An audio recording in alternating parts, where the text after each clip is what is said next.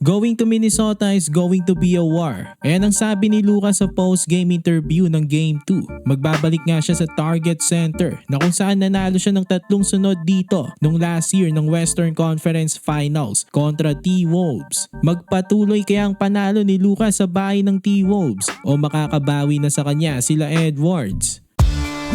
So Game 3 na nga bukas ng Lakers at T-Wolves. Tabla nga ang serye sa 1-1. So home court na nga ng Minnesota gagawin ang Game 3. Last year sa West Finals, nakatapat nga ni Luka Doncic ang T-Wolves nung nasa Mavs pa siya. Na gentleman sweep nga nila itong T-Wolves 4-1. Tatlong panalo nga doon galing sa bahay ng Minnesota sa Target Center. Game 1 at Game 2 home court ng T-Wolves. Matatandaan natin na 2-0 ng Mavs ang Wolves. Ayun yung may isang game pa nga doon, tiniraan ni Luka si Gobert.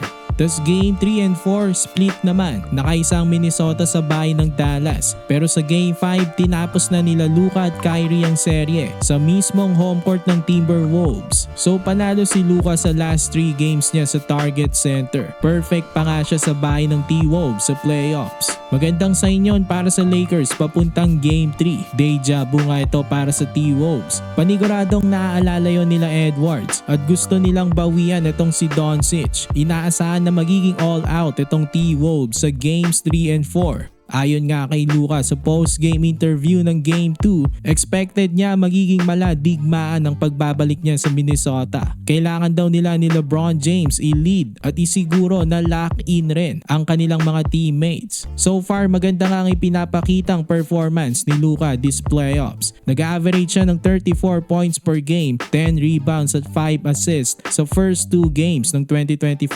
playoffs. Maganda naman ang depensa ni LeBron James. Napansin nga natin na lock-in siya sa defensive side. At the same time, tumutulong rin siya sa scoring. Siya ang second best player na lang ng team. Hindi naman na masama yun sa isang 40 years old. Pero ang kakailanganin talaga ng Lakers sa mga susunod na games ay ang kanilang bench at role players. Sa first 2 games nga, 26 points lang ang nakuwang points ng Lakers mula sa kanilang bench. Habang sa T-Wolves may 62 points. Sa starters lamang ang Lakers, 163 points nga ang nakuha nila dito sa first 2 games kumpara sa T-Wolves na may 140 lamang. Pero ang layo talaga kasi ng gap sa bench points, 62-26 sa first 2 games. Diyan talaga talong-talong Lakers dahil mas malalim itong T-Wolves. Sa games 3 and 4 sa bahay na ng Minnesota at may kasabihan nga mas magandang nilalaro ng mga role players kapag home court. So kapag konti lang ang nag-step up pa rin sa bench ng Lakers, mahihirapan silang manalo.